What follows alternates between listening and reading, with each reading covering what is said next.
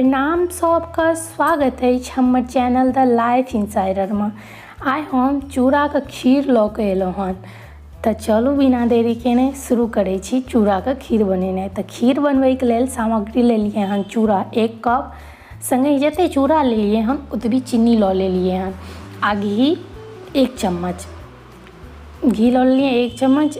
आब चलू आगाँ के सामग्री बताबै छी।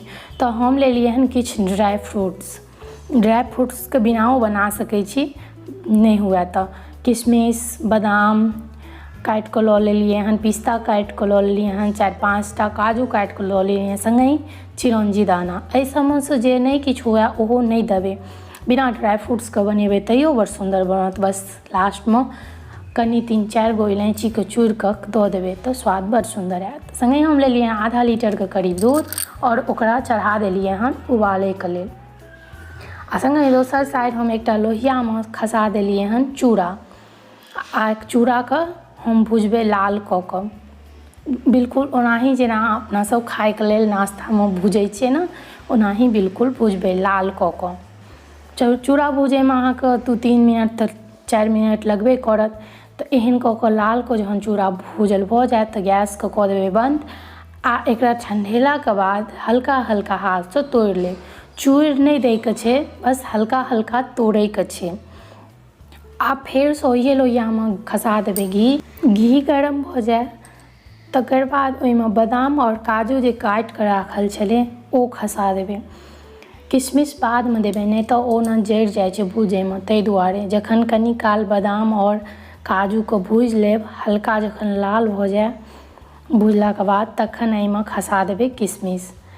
तो आब किशमिशो खसा देबै, देखै छी कनिक लाल भऽ गेल रहै, और किशमिशो खसेला के बाद कनी काल भूजबै, बेसी नहीं भूजब किशमिश जरि जाइ छै।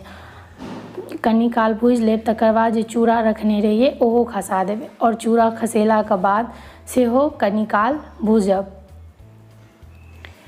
1-2 मिनट चूड़ा खसेला के बादो नीक से भूज लेब। ई सब जावत करबै तावत उम्हर दूधो अहाँके उबलि जायत। तो ई आब भूजल हमरा भऽ गेल छै, तो चलू देखै छियै दूध उबललै हन कि नहीं। तो दूधो आब उबाल आबि गेल छै दूध में, तो दूध के कनी काल खौला कऽ और गैस कम कऽ देबै, और संगे ही खसा देबै एहिमे जे चूड़ा सब भूजि कऽ रखने रहिए। ध्यान देब जखन दुनू चीज गरम रहै छै तो खसेला पर ना दूध फेंक दै छै, ताहि दुआरे गैस के कम कऽ लेब। आब चूड़ा के खसेला के बाद एकरा 2-3 मिनट तक एनाही बरकऽ देबै, तकर बाद एहिमे चीनी खसा देबै। चीनी खसेला के बाद एकरा 4-5 मिनट तक हुअ देबै। जल्दिए बनि जाइ छै, बेसी देरी नहीं लागै छै। एकरा बेसी गाढ़ो नहीं करैके रहै छै, कियाकि ई ठंडेला के बाद ना गाढ़ भेल जाइ छै। चूड़ा देखै छै कते पानि सोखै छै, ताहि दुआरे बेसी एकरा गाढ़ नहीं करैके रहै छै, जल्दिए बनि जायत। आ सिझैयो में तो बेसी टाइम चूड़ा के लागै नहीं छै, तो ई जल्दी बनि जाइ छै। जखन ई अहाँके भऽ जायत 4-5 मिनट बरकल, अहाँ बेसी गाढ़ नहीं करब, एनाही रहऽ देबै बिल्कुल। तखन एहिमे 3-4 टा इलायची को कूटि कऽ दऽ देबै। ओ क्लिप नहीं आयल, माफ करब।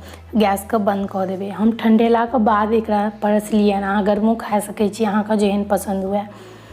तो ई बड़ नीक बनै छै, देखियौ बनि कऽ तैयार भऽ गेल यऽ, कते सुंदर लागै छै।